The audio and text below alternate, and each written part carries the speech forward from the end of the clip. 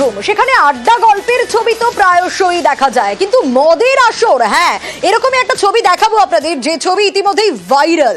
এই ভিডিও আপনাদের দেখাবো, তুফানগঞ্জের ছবি আপনারা দেখছেন। বিতর্কে টিএমসিপি নেতা, তার কারণ তুফানগঞ্জ কলেজে ইউনিয়ন রুমে মদের আসর বসেছে। দেখুন ছবিটা।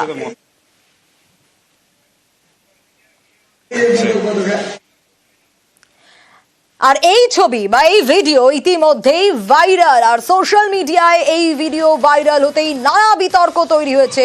আরো ডিটেল জানবো শুভঙ্করের কাছ থেকে। শুভঙ্কর রয়েছে আমার সঙ্গে। শুভঙ্কর, ছাত্ররা কি বলছে এবার?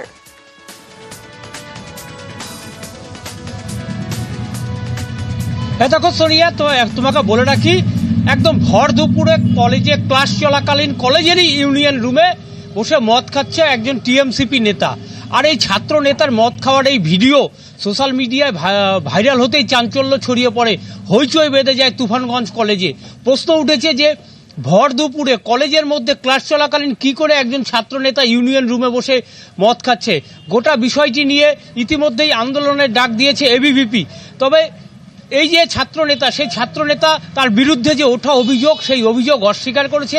সে জানিয়েছে যে প্রযুক্তি ব্যবহার করে তার ছবি সেখানে জুড়ে দিয়ে এরকম একটা ফেক ভিডিও বানানো হয়েছে। তবে গোটা বিষয়টি নিয়ে তদন্ত করে খতিয়ে দেখার আশ্বাস দিয়েছেন কলেজের অধ্যক্ষ দেবাশিস চ্যাটার্জি। এই ভিডিওটা সম্পূর্ণ ফেক ভিডিও। হাই টেকনোলজি এবং এআই এর মাধ্যমে অনেক ভিডিও তৈরি হয়, সেই রকম একটা ওই ভিডিওটা ওইরকম একটা ভিডিও। এই কলেজটা অনেকদিন থেকে শান্ত আছে, বিজিবিরা চাইছে কলেজটা যদি অশান্ত হয়, একটা কলেজের মধ্যে ঝামেলা সৃষ্টি হোক, আমার শরীরে একটা দাগ দেওয়া যায়, মানে আমার কেরিয়ারে একটা দাগ বসানো যায়, সেই চেষ্টা করছে হলো বিজিবিরা।